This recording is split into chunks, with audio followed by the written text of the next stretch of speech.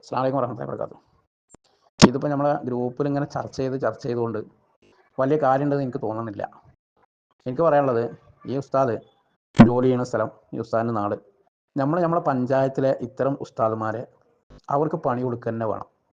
ലീഗിനെതിരെ ഇത്തരത്തിൽ ഇപ്പോൾ പള്ളിയിലാണെങ്കിലും മദ്രസയിലാണെങ്കിലും ഇവരുടെ ആശയ പ്രചരണത്തിന് ഈ ചെറുപ്പത്തിലെ ചെറിയ കുട്ടികൾക്ക് ഈ വിഷം കുത്തിവെച്ചാൽ ഭാവിയിൽ ആ കുട്ടികൾ ലീഗ് വിരുദ്ധരായി മാറും.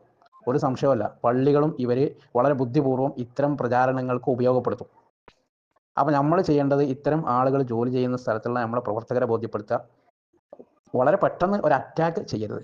വളരെ സാവധാനത്തിൽ ഇത്തരക്കാരെ ജോലിയിൽ നിന്നും അതുപോലെ സേവനം ചെയ്യുന്ന പ്രദേശങ്ങളിൽ നിന്നുള്ള ഇവരെ സേവനം പതുക്കെങ്കിലും, വളരെ പെട്ടെന്ന് ഇപ്പോൾ ഇയാളെ ലീഗിന് എതിരെ എങ്ങനെ പറഞ്ഞിട്ടുണ്ട് എന്ന് പറഞ്ഞ് മഹല്ലത്തിൽ നിന്ന് ഒഴിവാക്കാനൊന്നും സാധിക്കില്ല. ആൾ കൂടെ ചെയ്യുക, ആ ഭാഗത്ത് ആൾ കൂടിക്കഴിഞ്ഞാൽ ഒരു മഹല്ലത്തിൽ മഹല്ലത്തിലാണെങ്കിലും, പക്ഷേ നമ്മളെ ആളുകൾ കമ്മിറ്റിയിലും അവിടെ ഇവിടെയൊക്കെ ഉണ്ടാകുമ്പോൾ ഉള്ളിൽ കൂടി പണിയെടുത്തിട്ടെങ്കിലും ഇത്തരം ആളുകളെ അകറ്റാൻ നമ്മൾ ശ്രമിക്കുക.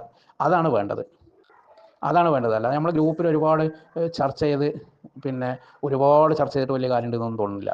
ഇത്തരം ആളുകൾ സേവനം ചെയ്യുന്ന സ്ഥലങ്ങളിലുള്ള നമ്മളെ പ്രവർത്തകരെ ബോധ്യപ്പെടുത്തുകയും പതുക്കെ ഇതൊക്കെ നീക്കം ചെയ്യും വേണം.